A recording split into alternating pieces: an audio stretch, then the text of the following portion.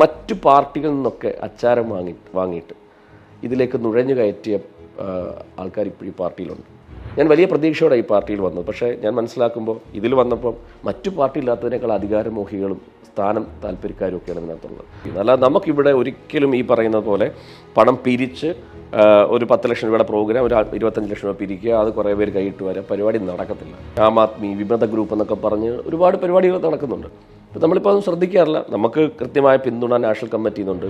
ഈ കെജ്രിവാളിനെതിരെ ഒരുപാട് അഴിമതി ആരോപണം ഉണ്ടാവുന്നല്ലോ, അതൊക്കെ തെളിയിക്കപ്പെട്ടിട്ടില്ല, ജയിലിലായിരുന്നു, പക്ഷെ ഒന്നുമില്ലായ്മയിൽ നിന്നാണ് ഇതൊക്കെ രൂപപ്പെട്ടത്. ഇന്ത്യയിലെ ഏറ്റവും വലിയ പാർട്ടി BJP ആണ്. ഏറ്റവും വലിയ പാർട്ടി ഏറ്റവും കൂടുതൽ വേട്ടയാടുന്ന ഇന്ത്യയിലെ ഏറ്റവും ചെറിയ പാർട്ടി ആം ആദ്മിയാണ്. അതാണ് അതിൻ്റെ വൈരുദ്ധ്യം എന്ന് പറയുന്നത്. നമസ്കാരം, ഷൂട്ടർ സൈറ്റിലേക്ക് സ്വാഗതം. 2012 അണ്ണാ ഹസാരെ നേതൃത്വം കൊടുത്ത അഴിമതി വിരുദ്ധ പോരാട്ടത്തിൻ്റെ ഭാഗമായി രൂപം കൊണ്ട രാഷ്ട്രീയ പ്രസ്ഥാനമാണ് ആം ആദ്മി പാർട്ടി. ഹസാരയിൽ നിന്നും മാറി അരവിന്ദ് കെജ്രിവാൾ 2012 തുടങ്ങിയ രാഷ്ട്രീയ പാർട്ടി 2013 ഭൂരിപക്ഷമില്ലാതെ ആദ്യം സർക്കാർ ഉണ്ടാക്കി. പിന്നീട് അനിശ്ചിതത്വങ്ങൾക്കൊടുവിൽ വലിയ ഭൂരിപക്ഷത്തോടുകൂടി 2 ടേം പൂർത്തിയാക്കുകയാണ് ഇപ്പോൾ. 2025 വീണ്ടും ഭരിക്കാൻ അരവിന്ദ് കെജ്രിവാൾ ഒരുങ്ങുമ്പോൾ BJPയും കോൺഗ്രസും ഒരു കാരണവശാലും അംഗീകരിക്കില്ല എന്ന വാശിയിൽ രംഗത്തുണ്ട്. അരവിന്ദ് കെജ്രിവാൾ അടക്കം, മനീഷ് സിസോദിയ അടക്കം ആം ആദ്മി നേതാക്കളിൽ പലരും ജയിലിലായി.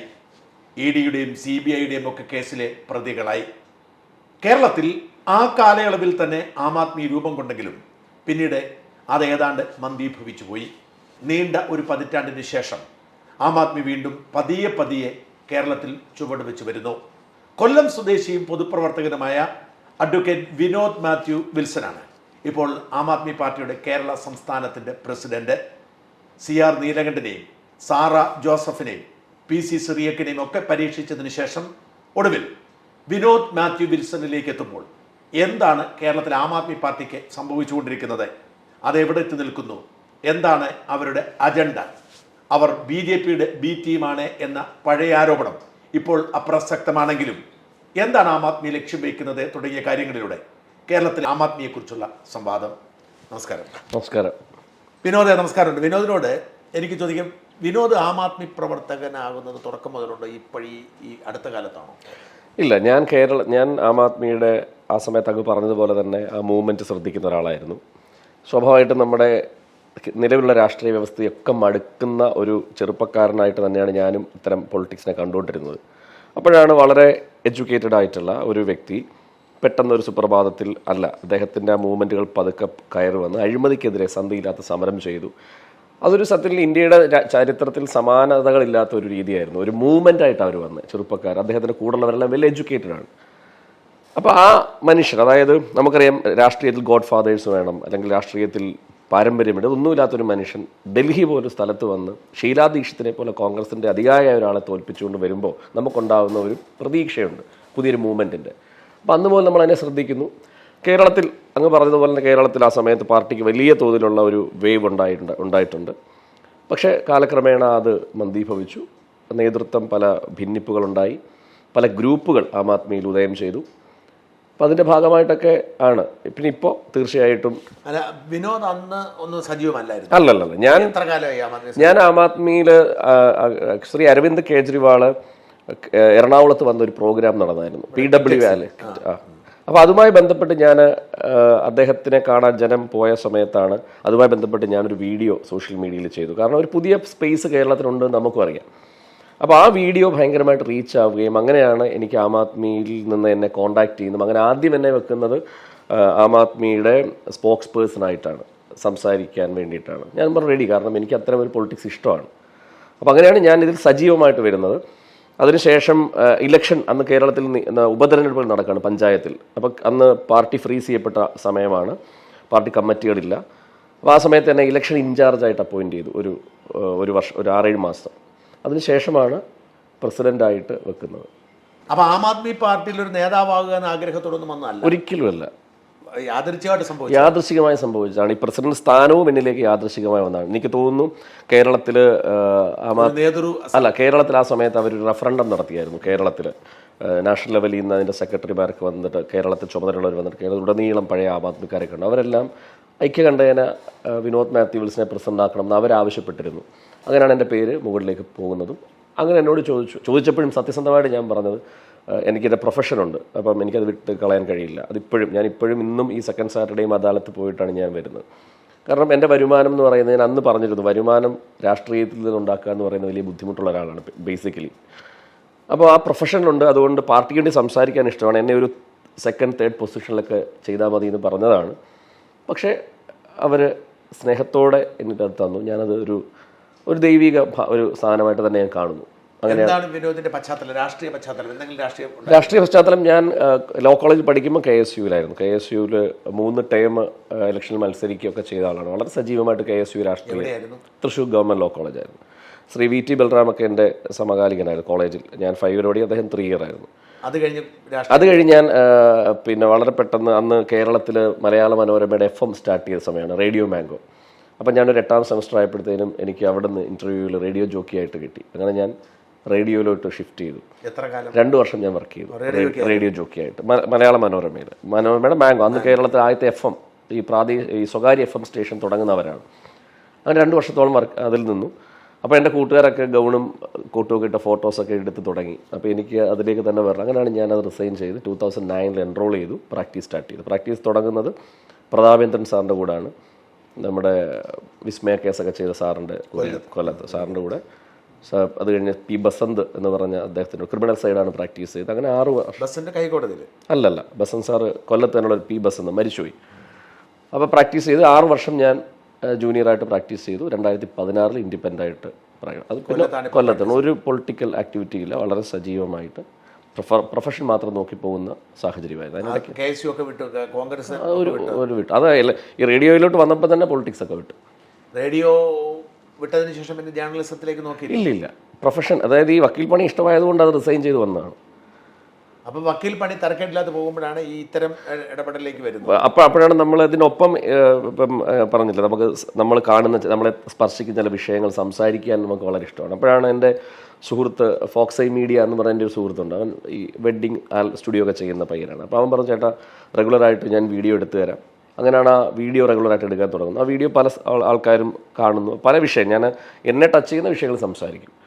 ആ സംസാരിച്ച് പോകുന്ന കൂട്ടത്തിലാണ് ശ്രീ അരവിന്ദ് കെജ്രിവാളെ പറ്റി സംസാരിച്ചതും ഇങ്ങനൊരു രാഷ്ട്രീയം കേരളത്തിലും വരണമെന്ന് ആഗ്രഹിച്ചുകൊണ്ട്. ആ വീഡിയോ ആണ് ഒരുപാട് ആം ആദ്മിക്കാരിലേക്ക് എത്തിയതും ഒക്കെ. ഇപ്പോൾ എത്ര കാലം ആം ആദ്മി പ്രസിഡന്റ്? ഞാനിപ്പം കറക്റ്റ് പറയുകയാണെങ്കിൽ ഒരു 1.5 വർഷമാകുന്നു. നിങ്ങൾ ചുമതലയേറ്റ ഉടനെ തന്നെ ഇടയ്ക്ക് രാജിവെക്കാൻ ചെയ്തിട്ടുണ്ട് 6 മാസം. രാജു, ഇത് അന്നും ഈ പ്രഷറുണ്ട്. കാര്യം എന്ന് വെച്ച് കഴിഞ്ഞാൽ ഇൻഡിവിജ്വലി എനിക്കിത് കൊണ്ടുപോകാൻ പറ്റുമെന്ന് തോന്നുന്നു. കാരണം സംഘടനാപരമായി ആം ആദ്മി കേരളത്തിൽ ഇപ്പോഴും സംഘടനാ ദൗർബല്യങ്ങളുണ്ട്.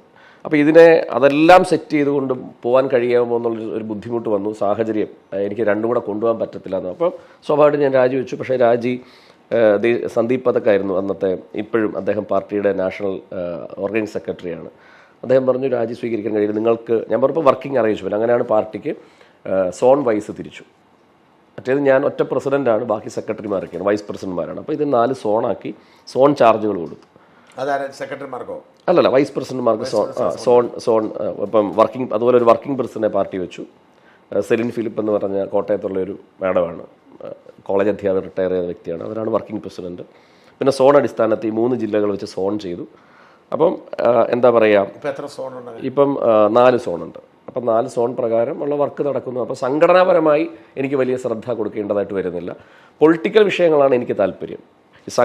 ഞാൻ അത് പറയാൻ കാര്യം, ഞാൻ CRനെ പോയി കണ്ടിരുന്നു. ഞാൻ ഈ നേതൃത്വം എടുത്തതിന് ശേഷം ഞാൻ പഴയ എല്ലാവരെയും പോയി കണ്ടു. മനോജ് പത്മനാഭനെ കണ്ടു, CRനെ കണ്ടു. അപ്പോൾ CR കണ്ടപ്പോൾ CR എന്നോട് പറഞ്ഞൊരു വാചകം, വിനോദ, കേരളത്തിൽ ആം ആദ്മി പാർട്ടിയുടെ സംഘടനാ ദൗർബല്യം പരിഹരിച്ചുകൊണ്ട് വിനോദിന് ഈ പാർട്ടി നയിക്കാൻ കഴിയില്ല. വിനോദിൻ്റെ ഉത്തരവാദിത്വം ഈ നാട്ടിലെ മനുഷ്യരോടാണ്. പൊളിറ്റിക്കൽ ആയിട്ട് വിനോദ് നിൽക്കണം. ബാക്കി സംഘടനാ കാര്യങ്ങൾ ഒരിക്കലും പരിഹരിക്കാൻ കഴിയില്ല. കാര്യം ഞാൻ മനസ്സിലാക്കുന്ന ഇപ്പോഴും ഞാൻ ഒരുപക്ഷെ കൺഫെഷനായിട്ട് പറയണം, കേരളത്തിൽ ആം ആദ്മി വിചാരിക്കുന്ന രീതിയിൽ ഉയർന്നു പോകാത്തതിന് പ്രധാനപ്പെട്ട കാരണം ഞാൻ മനസ്സിലാക്കുന്നത്, മറ്റു പാർട്ടികളിൽ നിന്നൊക്കെ അച്ചാരം വാങ്ങിയിട്ട് ഇതിലേക്ക് നുഴഞ്ഞു കയറ്റിയ ആൾക്കാർ ഇപ്പോഴും പാർട്ടിയിലുണ്ട്. എല്ലാ നേതൃത്വം വന്നാലും, ഏത് നേതൃത്വം വന്നാലും അതിനെ നിശ്ചിതമായി വിമർശിക്കുക. മെസ്സേജുകളൊക്കെ ഞങ്ങൾ പറയുന്നത് അതിൻ്റെ തലയും വാലും മാത്രമേ ഇവർ മാറ്റുള്ളൂ, പേര് മാത്രമേ മാറ്റുള്ളൂ, കണ്ടന്റ് എല്ലാം ഒന്നായിരിക്കും. അതെല്ലാവരും ഇതിൻ്റെ നേതൃത്വത്തിൽ വന്ന സകല മനുഷ്യർ നേരിട്ടുണ്ട്. CRൊക്കെ എത്രയോ ഗംഭീരമായ പാർട്ടിയെ നയിക്കാൻ വന്നൊരു ക്വാളിറ്റി ഉള്ളൊരു മനുഷ്യനാണ്. പക്ഷേ അദ്ദേഹത്തെ പോലും വെട്ടിലാക്കുക, CR സാർ, പിന്നെ PC സുരേഷിനെയും സാറാ ജോസഫിനെയൊക്കെ എന്തുമാത്രം ക്രൂശിച്ചു എന്നറിയാമോ? അവരുടെ ഈ ഒരു ഇൻ്റർവ്യൂ ഞാൻ വായിച്ചു, മാതൃഭൂമിയിൽ കൊടുത്ത്. അവർ പറഞ്ഞത്, ഞാൻ വലിയ പ്രതീക്ഷയോടെ ഈ പാർട്ടിയിൽ വന്നത്, പക്ഷേ ഞാൻ മനസ്സിലാക്കുമ്പോൾ ഇതിൽ വന്നപ്പോൾ മറ്റു പാർട്ടി ഇല്ലാത്തതിനേക്കാൾ അധികാരമോഹികളും സ്ഥാനം താല്പര്യക്കാരും ഒക്കെയാണ് ഇതിനകത്തുള്ളത്. അവരൊക്കെ ഇപ്പോഴും ഈ പാർട്ടിയെ നശിപ്പിക്കാൻ വേണ്ടി ഇതിൻ്റെ പല സ്പേസിലും ഉണ്ട്. അല്ലാതെ ഒരുപാട് മനുഷ്യർ ചോരയും ഒന്നും കിട്ടാനില്ല ഇപ്പോഴും ഈ പാർട്ടിയിൽ. ആകെയുള്ളത് പാർട്ടിക്ക് ഒരു മെമ്പർ, ഒരു വാർഡ്, ഒരു പഞ്ചായത്ത് മെമ്പർ കരിങ്കുന്നത്താണ്. സ്ഥാനമാനങ്ങളൊന്നും ഈ പാർട്ടിക്ക് അടിപിടി കൂടിയിട്ട് കാര്യമില്ല. ഇപ്പോൾ കോൺഗ്രസിലോ BJP-യിലോ ഒക്കെ ആണെങ്കിൽ വീണ്ടും അധികാരത്തിൽ വരാൻ പോകുന്നു പറയാം. എന്നിട്ട് പോലും പ്രശ്നങ്ങളാണ്, സംഘർഷങ്ങളാണ്. പക്ഷെ ഒരുപാട് മനുഷ്യർ അവരുടെ കയ്യിൽ നിന്നുള്ള പണം ചിലവാക്കി, സമയം ചിലവാക്കി ഒരുപാട് സ്ഥലങ്ങളിൽ വർക്ക് ചെയ്യുന്നുണ്ട്. ഇപ്പം ഞങ്ങൾ ഈ ഇടയ്ക്ക്, ഞാനത് പറയാൻ കാര്യം, KSEB വിഷയത്തിൽ ഞങ്ങളൊരു പോസ്റ്റർ ക്യാമ്പയിൻ സ്റ്റാർട്ട് ചെയ്തായിരുന്നു. അതായത് KSEBയുടെ പോസ്റ്ററിൽ തന്നെ വൈദ്യുതി സൗജന്യമാക്കണം എന്ന് പറയുന്ന ഒരു ക്യാമ്പയിൻ ഞങ്ങൾ സ്റ്റാർട്ട് ചെയ്തു. KSEB പോസ്റ്റിൽ തന്നെ കൊണ്ട് ഒട്ടിക്കണം. ഇപ്പോഴും വെളുപ്പാങ്കാലത്തൊക്കെയാണ് കോഴിക്കോടും ഇടുക്കിയിലും തൃശ്ശൂരും പത്തനംതിട്ടയിലും ഒക്കെ മനുഷ്യർ രാത്രിയിൽ മഴയത്തും അല്ലെങ്കിൽ ആ സമയത്തും അസമയത്തൊക്കെ പോയി ഒട്ടിക്കുകയാണ്.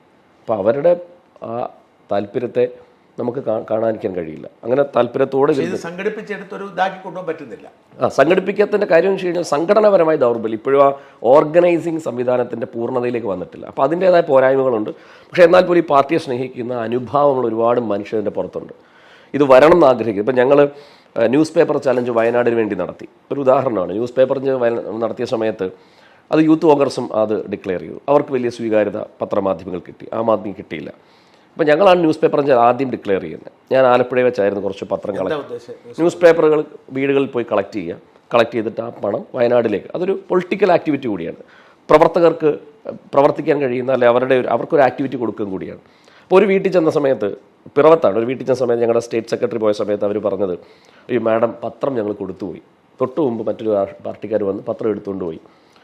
അപ്പം നിങ്ങൾക്കൊരു കാര്യം, ഇച്ചിരി പൈസ തരാം, 1000 രൂപ തരാം. അപ്പോൾ ഇവർ പറഞ്ഞു, ഞങ്ങൾക്ക് പൈസ വാങ്ങാൻ കഴിയില്ല. കേരളത്തിലും നമ്മൾക്ക് ഒരു തരത്തിലും രാഷ്ട്രീയ പാർട്ടി നിലയിൽ ഫണ്ട് വാങ്ങാൻ കഴിയില്ല. അത് നാഷണൽ അക്കൗണ്ടിലേക്ക് മാത്രമേ ചെയ്യാൻ പറ്റൂ. അങ്ങനെ ചെയ്യാൻ പറ്റുള്ളൂ. ഒരു പൈസ പോലും പിരിക്കാൻ പറ്റില്ല, കൂപ്പൺ അടിച്ച് പിരിക്കാൻ പറ്റില്ല. അപ്പോൾ ഇവർ പറഞ്ഞു, ഞങ്ങളൊരു കാര്യം ചെയ്യാം, നിങ്ങൾക്ക് അതിൻ്റെ പൈസ അങ്ങ് തരാം, നിങ്ങളിവിടെ വന്നതല്ലേ. അപ്പോൾ ഇവർ പറഞ്ഞു, ഞങ്ങൾക്ക് പൈസ വാങ്ങാൻ പറ്റില്ല, ഞങ്ങൾക്ക് പത്രം മാത്രം മതി എന്ന് പറഞ്ഞപ്പോൾ ഈ വീട്ടുകാർ അത്ഭുതപ്പെടുകയാണ്. സാധാരണ 1000 രൂപ വാങ്ങിച്ചുകൊണ്ടങ്ങ് പോകും. അപ്പോൾ ആ രീതിയിൽ വളരെ ജെന്യുവിനായിട്ട് സാമ്പത്തിക വിഷയത്തിലൊക്കെ പോകുന്ന ഒരു സംവിധാനം ഈ പാർട്ടിക്കുണ്ട്. അപ്പോൾ ഇത് രക്ഷപ്പെട്ട് വരണം എന്ന് ആഗ്രഹിക്കുന്ന ഒരുപാട് നല്ല മനുഷ്യരുണ്ട്. ഒരുപാട് ഇത് കയറി വരാൻ ആഗ്രഹിക്കുന്ന സുമനസ്സുകൾ പുറത്തുണ്ട്. അപ്പോൾ അവരുടെ പ്രതീക്ഷയ്ക്കത്ത് ഉയരുക എന്നുള്ളതാണ് ഏറ്റവും പ്രധാനപ്പെട്ട വെല്ലുവിളി. ഇതിൻ്റെ ഒരു രീതി എങ്ങനെയാണ്? ഇപ്പോൾ പറഞ്ഞ ഫണ്ട് ഒരിക്കലും നിങ്ങൾക്ക് മേടിക്കാൻ പറ്റത്തില്ല. ഞങ്ങൾക്ക് ഫണ്ട് വാങ്ങാം, ഞങ്ങൾക്ക് സ്പോൺസർഷിപ്പിലൂടെ ഫണ്ട് വാങ്ങാൻ പറ്റും. ഇപ്പോൾ നമ്മളൊരു പ്രോഗ്രാം നടത്തുകയാണ്. പ്രോഗ്രാം നടത്തുമ്പോൾ അവിടെ മൈക്ക് സെറ്റ് അറേഞ്ച് ചെയ്യണം. ഒരു 5000 രൂപ മൈക്ക് സെറ്റ് വേണമെങ്കിൽ ആരാണോ അത് സ്പോൺസർ ചെയ്യുന്നത് ആ വ്യക്തി കാശ് കൊടുത്തോണം. വാങ്ങിച്ചിട്ട് അതിൽ 2000 അടിച്ച് പോക്കറ്റ് വെച്ച് 3000 കൊടുക്കുന്ന പരിപാടി നടക്കില്ല. അതല്ല എന്നുണ്ടെങ്കിൽ നമ്മളിപ്പം ഷാൻ ചേട്ടനോടൊരു പാർട്ടിക്ക് വേണ്ടി ഫണ്ട് ചെയ്യുന്നു. അപ്പം നാഷണൽ അക്കൗണ്ടിൽ ഓൺലൈൻ വഴി മാത്രമേ പേയ്മെൻറ്റ് കൊടുക്കാൻ പറ്റുള്ളൂ. അത് അവിടുന്ന് ഞങ്ങളിലേക്ക് ഉടനടി തിരിച്ചു വരും. അപ്പം തന്നെ വരും. ഇവിടുത്തെ ആവശ്യത്തിന് വന്നാൽ അപ്പോൾ തന്നെ അത് സ്റ്റേറ്റ് ലെവലിലേക്ക് അപ്പം തന്നെ. അല്ലാതെ നമുക്കൊരു റെസീപ്റ്റ് അടിച്ചുകൊണ്ട് ആം ആദ്മിയുടെ കൂപ്പൺ പിരിവ് പറ്റില്ല. അങ്ങനെ നടക്കില്ല. നടന്നാൽ അപ്പോഴേ അതിന് നടപടി ഉണ്ടാകും. അപ്പോൾ ഈ രീതിയിലേ സാമ്പത്തികം എടുക്കാൻ പറ്റുള്ളൂ. അതുകൊണ്ടാണ് ഞാനിപ്പോൾ കഴിഞ്ഞ ദിവസം എനിക്ക് നമ്മുടെ നിങ്ങളൊരു പ്രോഗ്രാം പ്ലാൻ ചെയ്താൽ എന്ത് ചെയ്യും? അപ്പം നിങ്ങൾ ഇവിടുന്ന് തീരുമാനം എടുക്കുന്നു, വിനോദും നിങ്ങളുടെ സ്റ്റേറ്റ് കമ്മിറ്റിക്ക് തീരുമാനം എടുക്കുന്നു, ഒരു ക്യാമ്പയിൻ കേരളം മുഴുവൻ, നിങ്ങൾക്ക് അതിന് 10 ലക്ഷം രൂപ ചിലവാകും. നിങ്ങൾ എന്ത് ചെയ്യും? ഞങ്ങൾ ക്രൗഡ് ഫണ്ട് നടത്തും. ക്രൗഡ് ഫണ്ട് എങ്ങനെ നടത്താൻ പറ്റും? ക്രൗഡ് ഫണ്ട്, അതായത് നാഷണൽ അക്കൗണ്ടിലേക്ക് ക്രൗഡ് ഫണ്ട് നടത്താം. അങ്ങനെ പറ്റത്തുള്ളൂ. അത് നമുക്ക് അതിൻ്റെ ബാങ്ക് കൊടുത്തതിന് ശേഷം നമ്മുടെ QR കോഡ് കൊടുക്കാം. നാഷണൽ അക്കൗണ്ട് അല്ലാതെ വാങ്ങാൻ പറ്റില്ല. ക്രൗഡ് ഫണ്ടിങ് കിട്ടുന്ന അങ്ങോട്ടോ എല്ലാ പൈസയും അതിൻ്റെ അതായത് നമ്മൾക്ക് നേരിട്ട് പൈസ വാങ്ങിച്ചിട്ട് ചെയ്യാൻ പറ്റില്ല. ഇപ്പോൾ 10 ലക്ഷം രൂപ ആവശ്യമുണ്ട്. എല്ലാ സ്റ്റേറ്റ് യൂണിറ്റുകളും അങ്ങോട്ടാണ് വരുന്നത്. അങ്ങനെ അത് ഇപ്പോൾ വളരെ കൃത്യമാണ്. കാരണം ഇപ്പോൾ പ്രത്യേകിച്ച് ഈ അലിഗേഷൻസ് ഒക്കെ വന്നതിന് ശേഷം BJP അവർ ഫുൾ ടൈം നമ്മളെ വാച്ച് ചെയ്യുകയാണ്. ഒരു പൈസ പോലും. അതുപോലെ വിദേശത്തുനിന്ന് ഇപ്പം നമുക്ക് വിദേശത്തുനിന്ന് സഹായങ്ങൾ കിട്ടുന്നുണ്ട്. നമ്മുടെ സുഹൃത്തുക്കൾ ഇപ്പം ഈ ഇടയ്ക്ക് ഞങ്ങൾ കൗൺസിൽ മീറ്റ് നടത്തി. പൈസ വിദേശത്ത് വന്നു. അത് ഒരിക്കലും അവിടെ നിന്ന് അയക്കാൻ കഴിയില്ല. അവരുടെ അക്കൗണ്ടിലേക്ക്, NRI അക്കൗണ്ടിലേക്ക്, നാട്ടിലേക്ക് അയക്കുന്നിടത്തുനിന്ന് മാത്രമേ ആ പൈസ ഞങ്ങൾക്ക് വാങ്ങാൻ പറ്റുള്ളൂ. അല്ലാതെ ഒരു തരത്തിലുള്ള ഫണ്ടിങ് മിസ്അപ്രോപ്രിയേഷനും പറ്റില്ല. അതാണ് ഇതിൻ്റെ ഒരു. അറിയാവുന്ന ഒരാൾ അയച്ചാലോ അക്കൗണ്ട് നമ്പറിലേക്ക്? അയച്ചാൽ അത് കൃത്യമായിട്ട് അത് വെരിഫൈ ചെയ്തതിന് ശേഷം ഇത് ഏത് അക്കൗണ്ടിലേക്കാണ് വന്നത്, പാസ്പോർട്ട് നമ്പർ അടക്കം ഉണ്ടെങ്കിൽ മാത്രമേ അത് സ്വീകരിക്കാൻ പറ്റുള്ളൂ. അത്രയും റിജക്റ്റ് ചെയ്യും. അതുപോലെ NACH എന്ന് പറയുന്ന ഒരു സംവിധാനമുണ്ട്. അത് ഞങ്ങൾ നമ്മുടെ വരിസംഖ്യ കൊടുക്കുന്നത് പോലെ തന്നെ നമ്മൾ മന്ത്ലി സബ്സ്ക്രിപ്ഷൻ ചെയ്യാറുണ്ട്. അതായത് ഇപ്പോൾ എൻ്റെ അക്കൗണ്ട് ചെയ്ത് 100 രൂപ അല്ലെങ്കിൽ സ്റ്റേറ്റ് സെക്രട്ടറിയുടെ അക്കൗണ്ടിൽ 100 രൂപ വെച്ച് ഒരു NACH ഫോമാണ്. ആ ഫോം ഫില്ല് ചെയ്ത് കൊടുത്താൽ എല്ലാ മാസവും 100 രൂപ വെച്ച് നമ്മുടെ അക്കൗണ്ടിൽ ഇത് പോകും. അങ്ങനെ NACH വർഷങ്ങളായി കൊടുക്കുന്ന ഒരുപാട് പ്രവർത്തകർ നമ്മുടെ നാട്ടിൽ. ഒരു വർഷത്തേക്ക് 1000-1500 രൂപയേ ഉള്ളൂ. ഒരു 10,000 പേരുണ്ടെങ്കിൽ കൃത്യമായിട്ട് ഓഫീസിൻ്റെ വർക്ക് പിന്നെ ശമ്പളവും അല്ലെങ്കിൽ റെൻറ്റും ഒക്കെ ആയിട്ട് അത് കിട്ടും. ആ രീതിയിലുണ്ട്. അപ്പോൾ ഈ രീതി ചിലപ്പോൾ ഇവിടുന്ന് പോകുന്ന പൈസ ഇവിടെ തന്നെ കിട്ടും, അവിടെ എടുക്കുമോ, ഡൽഹിയിൽ എടുക്കുമോ? ഇല്ല, ഇവിടെ തന്നെ നമുക്ക് ആ സ്പോട്ടിൽ തന്നെ നമുക്ക് വിടും. അങ്ങനെ തന്നെ അത്രേ ഉള്ളൂ. അല്ലാതെ അവിടേക്ക് അവർ അവിടെ തന്നെ എടുത്തു. ഓരോ സ്റ്റേറ്റും അങ്ങനെ അങ്ങനെ ആ അക്കൗണ്ട് അങ്ങനെയാണ് അവർ മെയിൻറ്റെയിൻ ചെയ്യുന്നത്. അല്ലാതെ നമുക്കിവിടെ ഒരിക്കലും ഈ പറയുന്നത് പോലെ പണം പിരിച്ച് ഒരു 10 ലക്ഷം രൂപയുടെ പ്രോഗ്രാം ഒരു 25 ലക്ഷം രൂപ പിരിക്കുക, അത് കുറേ പേര് കൈയിട്ട് വരാം, പരിപാടി നടക്കത്തില്ല. ഈ അധികാരം മോഹികളെ പിന്നെ എങ്ങനെ നിങ്ങൾ അകറ്റി നിർത്താൻ പറ്റുന്നത് എങ്ങനെയാണ്? കുറേ പേര് വരുന്നുണ്ടല്ലോ പ്രശ്നം. ഞാൻ ഈ അടുത്ത കാലത്ത് ആരോ അയാളെ പുറത്താക്കി. അതെ അതാ ഞാൻ പറഞ്ഞേ. പേര് ഞാൻ ഇപ്പൊ ഈ പറയുന്നില്ല. അപ്പൊ ഈ രീതിയിൽ ഞാൻ പറഞ്ഞത് അതെന്നാ സംഭവിച്ചത്? അല്ല, സംഭവം വെച്ച് കഴിഞ്ഞാൽ ഈ നമ്മൾ ട്രെയിനിങ് വിങ്ങിൻ്റെ അത് ഞാൻ ആ പേര് ഇപ്പം പറയാൻ ആഗ്രഹിക്കുന്നില്ല. എന്താ സംഭവം വെച്ച് കഴിഞ്ഞാൽ എല്ലാവർക്കും അവരുടേതായിട്ടുള്ള ഒരു ഗോളാണ്. അതായത് ഇതൊരു സംഘടനയാണല്ലോ. ആം ആദ്മി പാർട്ടി ഒരു പൊളിറ്റിക്കൽ സംഘടനയാണ്. പൊളിറ്റിക്കൽ സംഘടനയാവുമ്പോൾ സ്വാഭാവികമായിട്ടും അതിൻ്റെ ലക്ഷ്യം ഒന്നാണെങ്കിൽ മാർഗം ഒരു സംസ്ഥാന നേതൃത്വം അംഗീകരിച്ചുകൊണ്ട് പോവുക. ഇത് ഞാൻ തുടക്കത്തിൽ പറഞ്ഞ പോലെ സംസ്ഥാന നേതൃത്വം ആര് വന്നാലും അംഗീകരിക്കത്തില്ല. ഞങ്ങൾ കേജ്രിവാളിന് മാത്രമേ അംഗീകരിക്കുകയുള്ളൂ. അപ്പോൾ സ്വാഭാവികമായിട്ട് ഇവിടെ വരുമ്പോഴത്തേനും ഈ നേരത്തെ ഞാൻ പറഞ്ഞതുപോലെ മറ്റ് രാഷ്ട്രീയ താല്പര്യമുള്ളവർ, മറ്റ് അജണ്ടയുള്ളവരൊക്കെ ഇതിൽ വന്നിട്ട് അനാവശ്യ ആരോപണങ്ങൾ, കുറ്റപ്പെടുത്തലുകൾ, വർക്ക് ചെയ്യുന്നവരെ പോലും ഡീമോട്ടിവേറ്റ് ചെയ്യുന്ന മെസ്സേജുകൾ ഗ്രൂപ്പുകളിലൊക്കെ അയച്ച് ആം ആദ്മി വിമത ഗ്രൂപ്പ് എന്നൊക്കെ പറഞ്ഞ് ഒരുപാട് പരിപാടികൾ നടക്കുന്നുണ്ട്. ഇപ്പം നമ്മളിപ്പോൾ അതൊന്നും ശ്രദ്ധിക്കാറില്ല. നമുക്ക് കൃത്യമായ പിന്തുണ നാഷണൽ കമ്മിറ്റി നിന്നുണ്ട്. ഇപ്പം പാർട്ടിയുടെ നാഷണൽ സെക്രട്ടറി ശ്രീ പങ്കജ് ഗുപ്തയാണ് പ്രഭാരി. അദ്ദേഹം കൃത്യം മെസ്സേജ് തന്നിട്ടുണ്ട്. പാർട്ടിക്ക് ഒറ്റ ലക്ഷ്യത്തോടെ മുമ്പോട്ട് നയിക്കുക, അതിനെ സപ്പോർട്ട് ചെയ്യുന്നവരെ കൂടെ ചേർത്ത് പിടിക്കുക. അല്ലാത്തവർ സ്വാഭാവികമായിട്ട് നമ്മളെപ്പോഴും ചിന്തിക്കുന്ന പോലെ അവർ സ്വമേധയാ തന്നെ പുറത്തു പോകും. കാരണം അവർക്ക് മനസ്സിലാവും അവരുടെ അജണ്ടകൾ ഇതിൽ നടക്കില്ല എന്ന് മനസ്സിലാവും, അവർ വിട്ടുപോകുന്നതാണ് വിചാരിക്കുന്നത്. കാരണം ഇതൊരു മൂവ്മെൻറ്റാണ് ഞാൻ പറഞ്ഞ പോലെ. അപ്പോൾ മൂവ്മെൻറ്റിലേക്ക് ആൾക്കാർ വരുന്നു, അവരുടെ സ്വാർത്ഥ താല്പര്യങ്ങൾ ഇതിൽ ഇംപ്ലിമെൻറ്റ് ചെയ്യാൻ പറ്റാതെ വരുമ്പോൾ അവർ തന്നെ മടുത്തു പോകുന്ന സാഹചര്യം ഉണ്ടാവും. അങ്ങനെ ഇത് നടക്കുകയുള്ളൂ, ഒരു ഫിൽട്ടർ ചെയ്യാൻ പറ്റുള്ളൂ ആ രീതിയിൽ. അടുത്ത ലക്ഷ്യം എന്താണ്? നിങ്ങളിപ്പോൾ ആദ്യം ഇവിടെ ഒരു പഞ്ചായത്ത് മെമ്പർ ഉണ്ടെന്ന് തോന്നി. എന്തെങ്കിലും പദ്ധതി ഇട്ടിട്ടുണ്ടോ? 2025 പഞ്ചായത്ത് ഇലക്ഷനിൽ മത്സരിക്കുക എന്നുള്ളതാണ് ആദ്യത്തെ ഏറ്റവും പ്രധാനപ്പെട്ട ലക്ഷ്യം. അതിനുള്ള വർക്ക് തുടങ്ങി? തീർച്ചയായിട്ടും. കാരണം വിഷൻ 25 എന്നും പറഞ്ഞ് നമ്മളതിൽ പേരിട്ടു. കഴിഞ്ഞ ഓഗസ്റ്റിൽ 23 തൃശ്ശൂർ വെച്ചൊരു മഹാസമ്മേളനം നടത്തും. ഒരു 10,500ഓളം പേര് പങ്കെടുത്തു. അതായത് പ്രവർത്തകരായിട്ടുള്ള നമ്മുടെ ഭാരവാഹിത്വമുള്ളവർ പങ്കെടുത്തു. നാഷണൽ സെക്രട്ടറിയാണ് ഉദ്ഘാടനം ചെയ്തത്. അപ്പോൾ അതിനകത്ത് നമ്മൾ വെച്ചിരിക്കുന്ന പ്രധാനപ്പെട്ട അജണ്ടകൾ, ഒന്ന് പഞ്ചായത്ത് തലത്തിലുള്ള മുന്നേറ്റം, വിഷൻ 25. അതിൽ നമ്മളൊരു 10ഓളം അജണ്ടകൾ പറഞ്ഞിട്ടുണ്ട്. അത് പ്രകാരം ഡോർ ടു ഡോർ ക്യാമ്പയിനുകൾ, ഹൗസ് വിസിറ്റ്, ഞങ്ങൾക്ക് വലിയ പ്രതീക്ഷ. പ്രത്യേകിച്ച് കോതമംഗലം, തീർച്ചയായിട്ടും കോതമംഗലത്തും അതുപോലെ മാങ്കുളത്തും ഒക്കെ പഞ്ചായത്ത് പിടിക്കത്തക്ക രീതിയിൽ ഉള്ള പ്രവർത്തനം നടക്കുന്നുണ്ട്. കേരളത്തിലെ 25 ഇലക്ഷൻ്റെ റിസൾട്ടിൽ എങ്ങനെയായാലും കേരളത്തിൽ വളരെ കൂടുതൽ പഞ്ചായത്ത് മെമ്പർമാരും അതുപോലെ പഞ്ചായത്തുകളും ഭരിക്കാൻ കഴിയുന്ന സാഹചര്യത്തിലേക്കാണ് നമ്മൾ എത്തിക്കൊണ്ടിരിക്കുന്നത്. അതിന് വർക്ക് നടക്കുന്നുണ്ട്. ആത്മാർത്ഥമായി അതിനുവേണ്ടി പണിയെടുക്കുന്ന പ്രവർത്തകർ പാർട്ടിയിലുണ്ട്. അപ്പം അവിടെയൊക്കെ പോകാൻ പറ്റും. അതിന് ചിലവൊക്കെ എങ്ങനെ പറ്റും? ആദ്യകാലത്തൊക്കെ അതൊക്കെ വലിയ ബുദ്ധിമുട്ടായിരുന്നു. കാര്യം ഇപ്പോൾ പക്ഷേ കൃത്യമായിട്ടുള്ള അതിപ്പം എന്നെ ഇപ്പോൾ കോട്ടയത്തൊരു പ്രോഗ്രാം വിളിച്ചാൽ അവർ തന്നെ ചില ട്രെയിൻ ടിക്കറ്റൊക്കെ അവർ തരും. ചില പ്രോഗ്രാം ഞാൻ അങ്ങ് കയ്യിൽ നിന്നിട്ടൊക്കെ അങ്ങ് പോകും. അത് നമ്മൾ നോക്കും. ഇപ്പോൾ കോഴിക്കോട് ഇപ്പോൾ അടുത്ത 14-ാം തീയതി കോഴിക്കോട് പ്രോഗ്രാം, വയനാട്ടിൽ പ്രോഗ്രാമുണ്ട്. 26-ന് പാർട്ടി വന്നിട്ടുള്ള പാർട്ടിയുടെ ജന്മദിനമാണ്. അപ്പം വയനാട്ടിൽ വെച്ച് പ്രോഗ്രാമുണ്ട്. അപ്പോൾ അവർ വിളിക്കുമ്പോൾ നമ്മൾ പോയേ പറ്റുള്ളൂ. അപ്പോൾ ഒരുപക്ഷെ ചിലപ്പോൾ അവർ ടിക്കറ്റൊക്കെ ബുക്ക് ചെയ്ത് തരും, ഇല്ലെങ്കിൽ കയ്യിൽ നിന്നിട്ട് പോകും. എന്തായാലും ഇതൊരു മിഷനായിട്ട് എടുത്ത് തീർച്ചയായിട്ടും. പ്രത്യേകിച്ച് ഇപ്പോൾ ഈ KSEB വിഷയത്തിലേക്ക് എടുത്തതുകൊണ്ട് അതിൽ കിട്ടിയൊരു സപ്പോർട്ട്. നേരത്തെ ചേട്ടൻ ചോദിച്ചതുപോലെ തന്നെ റിസൈൻ ചെയ്ത് എന്തിനാന്ന് ചോദിച്ചു. ഇത് സക്സസ് ആവുമോ, ഇത് മുമ്പോട്ട് പോയാൽ എന്നെ കൊണ്ട് പറ്റുമോ, ഇതൊക്കെ എനിക്ക് വലിയൊരു ഒരു ധർമ്മസങ്കടം ഉണ്ടായിരുന്നു. പക്ഷേ ഇപ്പം ഞാൻ വളരെ കോൺഫിഡൻ്റ് ആണ്. കാര്യം ആ വിഷയം, പ്രത്യേകിച്ച് KSEB വിഷയം എടുത്തപ്പോൾ ജനങ്ങളുടെ പിന്തുണ, വ്യക്തിപരമായി മറ്റ് രാഷ്ട്രീയത്തിലുള്ളവർ പോലും എന്നെ വിളിച്ച്, ഞങ്ങൾക്ക് പബ്ലിക്കായിട്ട് അത് പറയാൻ പറ്റില്ല, പക്ഷേ വിനോദം എടുത്തിരിക്കുന്ന ആ വിഷയം ഒരുപാട് പേർ KSEBയെ പറ്റി എനിക്ക് മുമ്പ് സംസാരിച്ചിട്ടുണ്ട്. കൃത്യമായി പഠിച്ച് സംസാരിക്കുന്ന ഒരുപാട് എക്സ്പേർട്സ് ഈ വിഷയത്തിലുണ്ട്. പക്ഷേ ഈ വിഷയത്തിനൊരു റീച്ച് കിട്ടിയത് ഞാനത് സംസാരിച്ചപ്പോഴും അതിൻ്റെ ഭാഗമായിട്ടും അങ്ങ് തന്നെ നമ്മളെ സപ്പോർട്ട് ചെയ്തിട്ടുണ്ട്. അപ്പം ഇപ്പോഴാണ് ഇങ്ങനൊരു വിഷയത്തിന് റീച്ച് കിട്ടുന്നത്. അപ്പോൾ ആ രീതിയിൽ ഞങ്ങളിപ്പം പ്ലാൻ ചെയ്യുന്നത് കേരളത്തിൽ KSEB ബന്ധപ്പെട്ടുള്ള എക്സ്പേർട്സിനെ രൂപീകരിച്ചുകൊണ്ട് ഒരു പൊളിറ്റിക്കൽ ഗ്രൂപ്പിൻ്റെ അപ്പുറത്തേക്ക് എക്സ്പേർട്സ് ആയിട്ടുള്ളവരെ, അല്ലെങ്കിൽ ഈ വിഷയത്തിൽ പഠിച്ചിട്ടുള്ള മനുഷ്യരെയൊക്കെ ചേർത്ത് പിടിച്ചുകൊണ്ട് അവരുടെ ഒരു ഗ്രൂപ്പ് ക്രിയേറ്റ് ചെയ്തുകൊണ്ട് ഒരു പൊതു സംവാദമൊക്കെ ചെയ്യാൻ പറ്റുന്ന കാര്യങ്ങൾ ഒരു ഹൈലി പ്രൊഫഷണലായിട്ട് അതിനെ സമീപിക്കാനാണ് താല്പര്യം. അപ്പോൾ നമുക്ക് കേസവിലേക്ക് വരാം. അതിന് മുമ്പ് ആം ആദ്മിയായിട്ട് ബന്ധപ്പെട്ട് ഒന്നൊരു കാര്യം ചോദിക്കട്ടെ. ഈ കെജ്രിവാളിനെതിരെ ഒരുപാട് അഴിമതി ആരോപണം ഉണ്ടാവുന്നല്ലോ. അതൊക്കെ തെളിയിക്കപ്പെട്ടിട്ടില്ല, ജയിലിലായിരുന്നു, പക്ഷെ ഒന്നുമില്ലായ്മയിൽ നിന്നാണ് ഇതൊക്കെ രൂപപ്പെട്ടത്. അല്ല, അത്രമാത്രം വേട്ടയാടപ്പെട്ടൊരു പാർട്ടിയല്ലേ. ഞാൻ ഈ ഇടയ്ക്ക് ഒരു മീറ്റിങ്ങിൽ പറഞ്ഞത് ഇന്ത്യയിലെ ഏറ്റവും വലിയ പാർട്ടി BJP ആണ്. ഏറ്റവും വലിയ പാർട്ടി, ഏറ്റവും കൂടുതൽ വേട്ടയാടുന്ന ഇന്ത്യയിലെ ഏറ്റവും ചെറിയ പാർട്ടി ആം ആദ്മിയാണ്. അതാണ് അതിൻ്റെ വൈരുദ്ധ്യം എന്ന് പറയുന്നത്. എന്തുകൊണ്ടാണ് ആം ആദ്മിയെ വേട്ടയാടുന്നത് ഞാൻ മനസ്സിലാക്കുന്നത്, ആം ആദ്മിയാണ് വളർന്നുകൊണ്ടിരിക്കുന്ന ഒരു പാർട്ടി. കോൺഗ്രസിൻ്റെ വളർച്ച എത്രത്തോളം ഉണ്ടെന്ന് നമുക്കറിയാം.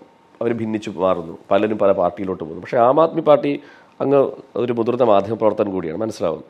ഈ പാർട്ടി വന്നതിന് ശേഷം സിസോദിയ ജയിലിൽ പോകുന്ന സമയത്ത് അദ്ദേഹത്തിൻ്റെ ഒരു ട്വീറ്റ് ഉണ്ടായിരുന്നു, ഞാൻ രജപുത്ര വംശജനാണ്. 17 മാസം ജയിലിൽ കിടന്നു. എത്രയോ തവണ അദ്ദേഹത്തിൻ്റെ ദ വീക്കിലെ ഇൻ്റർവ്യൂവിലുണ്ടായിരുന്നു. എന്നോട് വന്ന് പറഞ്ഞാണ് BJPക്കാർ, നീ എന്തിനാണ് ഈ പൊളിറ്റിക്സ് എന്ന് പറയുന്നത് താങ്ക്ലെസ് ജോബാണ്, നീ എന്തിനു വേണ്ടി കേജ്രിവാളിന് വേണ്ടി സഹിക്കുന്നു, നീ ഇത് അദ്ദേഹത്തെ വിട്ടു പറഞ്ഞാൽ എന്ന് പറയുന്ന രാഷ്ട്രീയമായിരിക്കാം. പക്ഷേ അവർ പിടിച്ചു നിന്നു. സത്യേന്ദ്ര ജെയിൻ എത്ര നാൾക്ക് ശേഷമാണ് ഡൽഹിയിൽ വിദ്യാഭ്യാസ മേഖലയെ കൊണ്ടുവന്ന വലിയ വിപ്ലവം കൊണ്ടുവന്നൊരു മനുഷ്യനാണ്, ആരോഗ്യ മേഖലയടക്കം. അദ്ദേഹം ജയിലിൽ കിടന്നു. അതായത് രൂപം തന്നെ മാറിയില്ല. അപ്പോൾ ഇതൊരു ഫാമിലിയാണ്, എനിക്കതാ ഫീൽ. ആം ആദ്മി പറയുന്നത്, ഞാൻ അതിൻ്റെ ഒരു വിഷ്വൽ കണ്ടല്ലോ ഏറ്റവും ബ്യൂട്ടി. ശ്രീ അരവിന്ദ് കെജ്രിവാൾ ജാമ്യം കിട്ടുന്ന ദിവസം അതിഷിയും മനീഷ് സിസോദിയയും കൂടെ ചേർന്നാണ് എന്താ പറയുക ഇത് വിഷ്വൽ കാണുന്നത്. അപ്പോൾ എനിക്ക് തോന്നുന്നു അവർ ലൈവ് ലോ വല്ലതും ആയിരിക്കും അപ്ഡേറ്റ്. ആ ലൈവ് ലോയിൽ അതിൻ്റെ ഹിയറിങ്ങിൻ്റെ അപ്ഡേഷൻ വരുമ്പോൾ അവർ ഒരുമിച്ച് ഹഗ് ചെയ്തിട്ടാണ് രണ്ടുപേരുടെ ആ വാർത്ത കേൾക്കുന്നത്. അപ്പോൾ ഇതൊരു ആം ആദ്മി ഫാമിലി ഫീലുള്ളൊരു പാർട്ടിയാണ്. ഞാൻ അങ്ങനെ എപ്പോഴും കാണുന്നത്. ഒരു ആം ആദ്മി എന്ന് ഡൽഹിയിലൊക്കെ പോകുമ്പോൾ അനുഭവിക്കുന്നതാണ്. അപ്പോൾ ഇതിനെ തകർക്കുക എന്നുള്ളത് ലക്ഷ്യമാണ്. അപ്പം ഡൽഹിയിൽ തന്നെ കോൺഗ്രസ് പാർട്ടിയെ തകർത്തിട്ടാണല്ലോ സ്വാഭാവികമായിട്ടും ആം ആദ്മി പാർട്ടി അധികാരത്തിൽ വന്നത്. അപ്പം വളരുന്നൊരു പാർട്ടി, നമ്മളറിയാം പഞ്ചാബിൽ ഭഗവത് മാൻ വന്നു, ഗുജറാത്തിൽ ഒക്കെ ഈ പാർട്ടി ഇപ്പം ഒരുപക്ഷെ ഹരിയാനയിൽ പോലും ഇലക്ഷൻ സമയത്ത് ആ ഒരു സഖ്യം വരാതിരുന്നത് അവിടുത്തെ പ്രാദേശിക കോൺഗ്രസ് നേതാക്കന്മാരുടെ തെറ്റാണെന്ന് പറഞ്ഞു.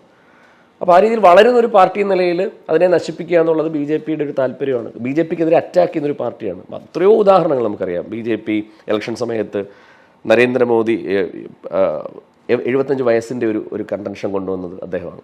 അതോടുകൂടി മറ്റേത് യോഗി എന്തൊരു അപ്രമാദിത്വമായിരുന്നു പാർട്ടിയിൽ, അല്ലേ? പക്ഷേ യോഗിയെ പറ്റിയുള്ള പിന്നീടുള്ള വാർത്തകൾ നമ്മൾ നോക്കി. അദ്ദേഹത്തെ ഡൽഹി വിളിച്ചു വരുത്തി ശാസിക്കുന്നു.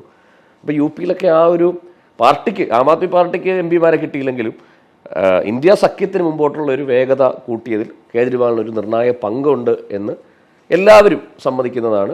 സമ്മതിക്കാത്തവരുടെ മനസ്സിൽ അവർ സമ്മതിക്കുന്നുണ്ട്. അപ്പോൾ അതുകൊണ്ടാണ് ഇത്തരത്തിൽ വേട്ടയാടൽ. അല്ല, പക്ഷേ ഞാൻ പറഞ്ഞ ഒന്നുമില്ലാതെ ഇങ്ങനെ ഉത്തരകാലം 17 മാസം ജയിലിലടിച്ചില്ലേ, എന്തെങ്കിലുമൊക്കെ ഇല്ലാതെ. അല്ല, അതാണല്ലോ ആ PMLA ആക്റ്റുമായി ബന്ധപ്പെട്ട കാര്യം. ആർക്കും ആരെയും പിടി ജയിലിലിടാൻ കഴിയുന്ന സാഹചര്യം. അതാണ് കോടതി തന്നെ പറഞ്ഞത്. അതുകൊണ്ടാണ് ഞാൻ മനസ്സിലാക്കുന്നത് ഈ PMLA ആക്ടിൻ്റെ സെക്ഷൻ 45 അമെൻമെൻറ്റുമായി ബന്ധപ്പെട്ട് ചന്ദ്രചൂഡ് എടുത്തൊരു ഡിസിഷനുണ്ട്. അതായത് കേജ്രിവാൾ ഇപ്പോഴും ജാമ്യാപേക്ഷ കൊടുത്തിട്ടുണ്ടായിരുന്നില്ല. കേജ്രിവാളിൻ്റെ ഹർജി എന്ന് പറയുന്നത് അറസ്റ്റിനെ ചലഞ്ച് ചെയ്തുള്ള ഹർജിയായിരുന്നു. അവസാനം ആ ഹർജി ഭരണഘടനാ ബെഞ്ചിന് വിട്ടു.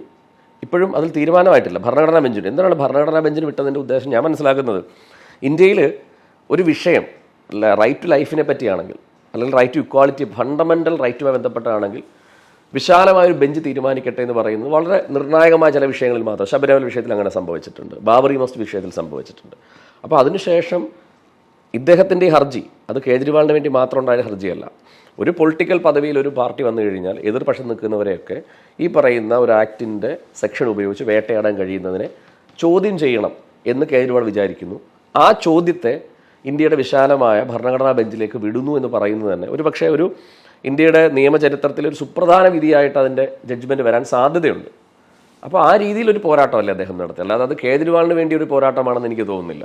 അദ്ദേഹം ഇതിൻ്റെ ഇടയ്ക്ക് എന്തോ 17 ലക്ഷം രൂപയുടെ മാങ്ങാപ്പഴം കഴിച്ചെന്നോ, 100 കോടിയുടെ വീട് വെച്ച് അതൊക്കെ എന്താ? അല്ല, അത് സ്വാഭാവികമായിട്ടും ഡൽഹിയിൽ അദ്ദേഹത്തിൻ്റെ ആ വീട് വർഷങ്ങൾ പഴക്കമുള്ള വീടാണ്. അതിൻ്റെ മെയിൻ്റനൻസ് അതുമായി ബന്ധപ്പെട്ട് BJP ഉയർത്തിയ ഒരാരോപണം നിലവിലില്ല. അതെല്ലാം അക്കൗണ്ടഡ് ഗവൺമെൻറ് സാങ്ഷൻ ചെയ്ത, ലെഫ്റ്റനൻറ്റ് ഗവർണർ സാങ്ഷൻ ചെയ്ത പണവും അതുമായി ബന്ധപ്പെട്ട നവീകരണം നടത്തിയതാണ്. അപ്പോൾ അതിന് കേജ്രിവാൾ സുഖിമാനാണ്, കേജ്രിവാൾ കാശ് കൊണ്ടുവന്നു, കാശടിച്ചുകൊണ്ട് പോയി എന്നൊക്കെ പറയുന്ന BJPയുടെ ആരോപണം അവർ തന്നെ വിട്ടു. ഇപ്പോഴും ആരോപണമില്ല. ഇപ്പം സ്വാഭാവികമായിട്ടും വർഷങ്ങൾ പഴക്കമുള്ള അല്ലെങ്കിൽ നശിക്കാറായ കെട്ടിടങ്ങൾ നവീകരിക്കുക എന്ന് പറയുന്നത് കേജ്രിവാളിന് വേണ്ടിയിട്ടല്ല. അടുത്ത ടൈമിൽ മറ്റൊരു മുഖ്യമന്ത്രിയാണ് വരുന്നതെങ്കിൽ അത് അദ്ദേഹത്തിന് ഹാൻഡ് ഓവർ ചെയ്യുന്നതാണ്. BJP ആണെങ്കിലും കോൺഗ്രസിൽ ഹാൻഡ് ഓവർ ചെയ്യുന്നതാണ്. അപ്പോൾ അത്തരത്തിൽ ഇപ്പം മറ്റൊരു കാര്യം അങ്ങ് കണ്ടില്ലേ, അതായത് അതിഷി മുഖ്യമന്ത്രിയായിരുന്ന ഓഫീസ് സുപ്രഭാതത്തിൽ അവരുടെ വസ്ത്രങ്ങളും ബുക്സും ഒക്കെ എടുത്ത് വലിച്ചു വാരി പുറത്തിട്ടെന്ന് കണ്ടു. ഒരു ഡൽഹി മുഖ്യമന്ത്രി ഒരു വരാന്തയിൽ ഇരുന്ന് അതിൽ അടുക്കി പറക്കുന്ന വിഷയം നമ്മൾ കണ്ടു. അപ്പോൾ ആ രീതിയിലാണ് അങ്ങ് ഇല്ലായ്മപ്പെടുത്തി കളയാൻ ശ്രമിക്കുന്ന ഒരു ശ്രമം നടക്കുന്നുണ്ട്. പക്ഷെ അതിനെയൊക്കെ തരണം ചെയ്യാൻ കഴിയുന്ന ഒരു എന്താ പറയുക, ഒരു ഡിവൈനിറ്റി ഈ പാർട്ടിക്കുണ്ടെന്ന് വിശ്വസിക്കുന്ന ഒരാളാണ്. കാരണം ഈ പാർട്ടി ചെയ്തിട്ടുള്ള അധികാരത്തിൽ വന്നതിന് ശേഷം അഴിമതിയില്ലാതെ, അതല്ലെങ്കിൽ എന്താ പറയുക, എനിക്കിപ്പോഴും അറിയാം, നമ്മൾ ഗൂഗിളൊക്കെ സെർച്ച് ചെയ്യുമ്പോൾ ഡൽഹിയിലൊരു സ്ഥലം, എനിക്ക് പേര് കിട്ടുന്നില്ല, 475 കോടി രൂപയാണ് ഒരു പാലം, ഒരു ബൈപ്പാസ് പാലം പണിയുന്നതിന് അവർ തീരുമാനിച്ചത്. 1.5 വർഷമായിരുന്നു അതിൻ്റെ ടൈം. ഒരു വർഷം കഴിഞ്ഞ് 3-ാം മാസം അത് കംപ്ലീറ്റ് ചെയ്തു. 68 കോടി രൂപ അതായത് ചിലവായില്ല. ആ പൈസ ഖജനാവിലേക്ക് തിരിച്ചു വന്നു. നമ്മുടെ ഇവിടെയൊക്കെ എങ്ങനെയാണെന്ന് ആലോചിച്ചു. അപ്പോൾ ഈ രീതിയിലാണ് എപ്പോഴും ലോക്സഭയിലൊന്നും എത്താൻ പറ്റിയില്ല. എന്നിട്ട് ലോക്സഭ വിജയിക്കാൻ പറ്റില്ല കാര്യം. അല്ല, ഞാൻ പറഞ്ഞു, അതിപ്പം ഡൽഹിയിലെ 7 സീറ്റിൽ നമുക്ക് 4 സീറ്റ് നമ്മൾ മത്സരിച്ചു, 3-ൽ കോൺഗ്രസിന് കൊടുത്തു, പക്ഷേ ജയിച്ചില്ല. അത് ശരിയാണ്. ഞാൻ പറഞ്ഞത് രാഷ്ട്രീയപരമായി ആ അഴിമതി ആരോപണം ജനങ്ങൾക്കിടയിൽ ഒരു നെഗറ്റീവ് ഇമ്പാക്റ്റ് ഉണ്ടാക്കിയിട്ടുണ്ടെന്നുള്ളതുകൊണ്ടായിരിക്കാമല്ലോ അദ്ദേഹം മുഖ്യമന്ത്രി സ്ഥാനം രാജിവെച്ചിട്ട് പറഞ്ഞത്, ഞാൻ നിങ്ങൾക്കിടയിലേക്ക് ഇറങ്ങി വരികയാണ്. ഞാൻ ചോദിക്കട്ടെ, ഒരു നരേന്ദ്രമോദിക്ക് പറയാൻ പറ്റുമോ? പിണറായി വിജയൻ അത് പറയാൻ പറ്റുമോ? ജനങ്ങൾക്കിടയിൽ ഇറങ്ങി ജനങ്ങളെ കാണുമ്പം 4 വശത്തും ഗൺമാനെയൊക്കെ നിർത്തിക്കൊണ്ടു പോകുന്നവർക്കിടയിൽ ഒരു മുഖ്യമന്ത്രി പറയാണ്, നിങ്ങൾക്കിനി വേണ്ട, ഞാൻ വേണ്ട. അതൊരു പൊളിറ്റിക്കൽ. ജയിലിൽ പോയപ്പോൾ അദ്ദേഹം രാജിവെക്കാതിരുന്നത് ഒരുപക്ഷെ ആഭ്യന്തര പ്രശ്നം ഉള്ളത് ഒരിക്കലും അല്ല. ജയിലിൽ പോയി രാജിവെച്ചിരുന്നുവെങ്കിൽ സ്വാഭാവികം ബി ജെ പി ഇതൊരു പൊളിറ്റിക്കൽ സ്റ്റണ്ട് കൂടിയാണ്, പൊളിറ്റിക്കൽ ആയിട്ടുള്ള ആക്ടിവിറ്റി കൂടിയാണ്. അപ്പോൾ അവിടെ BJP ഞങ്ങളെ വേട്ടയാടുന്നു എന്ന് പറയുന്നിടത്ത് അദ്ദേഹത്തെ രാജിവെപ്പിച്ച് ഈ പാർട്ടിയെ ഭിന്നിപ്പിക്കുക എന്നുള്ളതായിരുന്നു ഉദ്ദേശം. സ്വാഭാവികമായിട്ടും രാജിവെക്കുമ്പോൾ മറ്റൊരാൾ മുഖ്യമന്ത്രി സ്ഥാനാർത്ഥിയായിട്ട് വരണം. അപ്പോൾ അതിനകത്ത് സ്വാഭാവികമായി ഒരു പൊളിറ്റിക്കൽ പാർട്ടി എന്നുള്ള കോക്കസുകൾ രൂപപ്പെടാം. അത് നടന്നില്ല. അല്ലെങ്കിൽ അദ്ദേഹത്തിന് രാജിവെക്കുന്നതിന് പ്രയാസമൊന്നുമില്ല. കാരണം അതിനകത്തൊരു ഏറ്റവും ഭംഗിയുള്ള കാര്യം, അരവിന്ദ് കെജ്രിവാളിന് പ്രത്യേകിച്ച് പോർട്ട്ഫോളിയോ ഇല്ല. BJP പറഞ്ഞു അരവിന്ദ് കെജ്രിവാൾ അകത്തിരുന്നാൽ എങ്ങനെ ഭരിക്കപ്പെടാനായിട്ട് ഒരു പോർട്ട്ഫോളിയോയും അരവിന്ദ് കെജ്രിവാളിനില്ല. അതിഷി ഉണ്ടായിരുന്നു. എത്ര ഗംഭീരമായിട്ട് അവർ സ്റ്റാർ ക്യാമ്പയിനറായി അല്ലേ? ഒരുപക്ഷെ ഡൽഹിയിലെ വഴിത്താരകളിലൊക്കെ അവർ സമരം ചെയ്യുന്ന, അവർ ഓക്സ്ഫോർഡിൽ നിന്ന് പഠിച്ചു വന്നൊരു വിദ്യാർത്ഥിയാണ്, അവർക്ക് നല്ല ജോലി ലഭിക്കും. പക്ഷേ അവർ പൊളിറ്റിക്സിൽ വന്നു. അവർ ഡൽഹി വെള്ളത്തിൻ്റെ വിഷയത്തിലാണെങ്കിലും അതുപോലെ തന്നെ പല വിഷയത്തിൽ ഇടപെട്ട് സംസാരിക്കുന്ന. അപ്പോൾ ഈ പാർട്ടിക്ക് ഒരു 2ാം നില നേതാക്കൾ, ഞാനതിൽ വളരെ ഭംഗിയായിട്ട് കാണുന്നൊരു കാര്യം, 12 വർഷം കൊണ്ട് ഈ പാർട്ടിക്ക് കേജ്രിവാൾ എന്ന് പറയുന്ന ഒരു ഫിഗർ ഒരു 2ാം നില നേതാക്കന്മാരെ സൃഷ്ടിക്കാൻ കഴിഞ്ഞിട്ടുണ്ട്. സൗരഭ് ഭരദ്വാജ് അതിഗംഭീരമായ വാഗ്മിയാണ്, അതിഷി, അതുപോലെ തന്നെ രാഘവ് ചദ്ദ ആ സമയത്ത് ലണ്ടനിൽ പോയി. അദ്ദേഹം ഇതുമായി ബന്ധമില്ല എന്ന് പറഞ്ഞു, ഒരിക്കലുമല്ല. അദ്ദേഹം അമേരിക്കൻ പത്രങ്ങളിൽ, ഹെറാൾഡ് അടക്കം പത്രങ്ങളിൽ കേജ്രിവാളിൻ്റെ അറസ്റ്റുമായി ബന്ധപ്പെട്ട വാർത്തകൾ വരുത്തിയതിൻ്റെ പങ്കെന്ന് പറയുന്നത് രാഘവ് ചദ്ദയ്ക്കാണ്. രാഘവ് ചദ്ദയും ഈ അതിഷിയും ഒക്കെ കേജ്രിവാൾ ഈ പരിവർത്തൻ മൂവ്മെൻറ്റ് തുടങ്ങുന്ന സമയം അദ്ദേഹം ഒരു മീറ്റിങ്ങിന് പോയി കഴിഞ്ഞാൽ അതിൻ്റെ അടിയിൽ വന്നിരുന്ന് ലാപ്ടോപ്പിൽ കുറിക്കുന്ന പിള്ളേരായിരുന്നു. അതിൻ്റെ വീഡിയോസൊക്കെ ഇപ്പോഴും സോഷ്യൽ മീഡിയയിലുണ്ട്. അപ്പോൾ അങ്ങനെ വളർന്നു വന്നവർ അവരൊരിക്കലും കേജ്രിവാളിനെ ചതിച്ചുകൊണ്ട് മാറിപ്പോത്തൊന്നുമില്ല. അപ്പോൾ അതുകൊണ്ട് ഞാൻ പല അഭിപ്രായ വ്യത്യാസങ്ങളും കേജ്രിവാളിന്റെ വസതി വെച്ച് അടിയും ബഹളവും ഒരു MP പുറത്താക്കുന്നു. സ്വാതി മലിവാളല്ലേ, സ്വാതി മലിവാളിന്റെ രാഷ്ട്രീയം അവരിപ്പോൾ എവിടെ നിൽക്കുന്നത്? അതങ്ങനെയാണല്ലോ. അതാ ഞാൻ കുറച്ചു മുമ്പ് പറഞ്ഞ, കേരളത്തിലും അത്തരത്തിൽ പെനട്രേറ്റ് ചെയ്തിനകത്തിരിക്കുന്ന മനുഷ്യരുണ്ട്. അവരുടെ ഉദ്ദേശം മറ്റൊന്നാണ്, പാർട്ടി രക്ഷപ്പെടുക എന്നുള്ളതല്ല. സ്വാതി മലിവാൾ എന്ന് പറയുന്ന വ്യക്തി ഒന്ന് ആലോചിച്ച് നോക്കി, ഡൽഹി വനിതാ കമ്മീഷൻ്റെ അധ്യക്ഷയായി, ചെറിയ പ്രായത്തിലല്ലേ ആവുന്നത്. അപ്പോൾ ഈ അവസരം പാർട്ടിയല്ലേ കൊടുത്തേ.